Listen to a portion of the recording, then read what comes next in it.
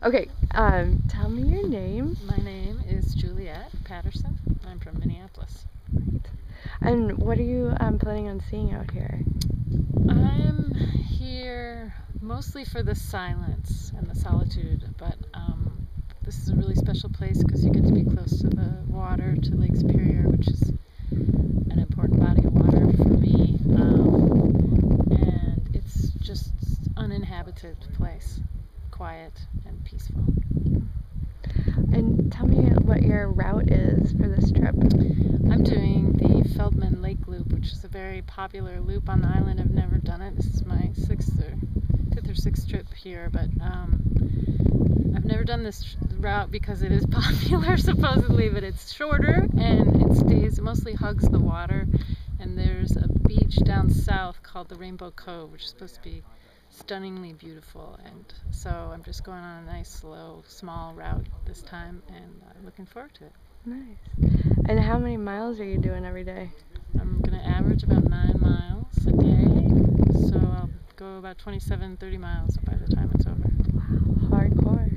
But you did something even more hardcore. Yeah, I hiked across the island from Windigo to Rock Harbor, from the Minnesota side and Michigan side, week-long trip. Can you describe like the difference between the west side from the east side?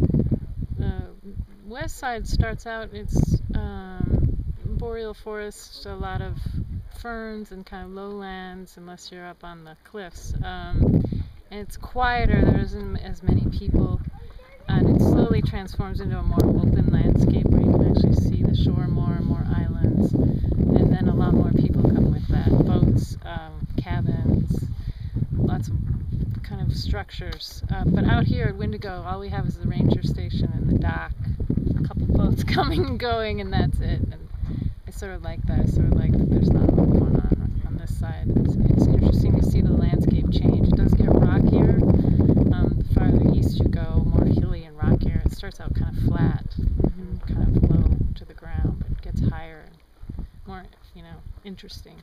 Yeah. And any good wildlife stories to share?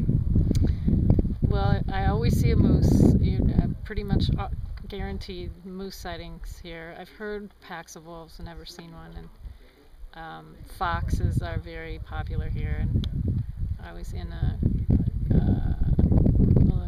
I think it was Malone Bay, and a fox basically just came and sat down in my campsite and stayed for 20 minutes just staring at me.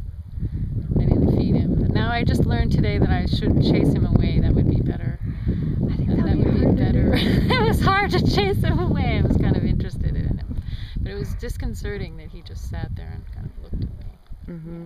It's kind of my best animal story. That's a good one. Any other thoughts to share with someone who's considering a trip to Isle Royale? Just as I was telling you earlier, my first trip out here, I was maybe a couple miles down the trail, and I kept hearing this faint noise, and I couldn't figure out what it was, so I stopped.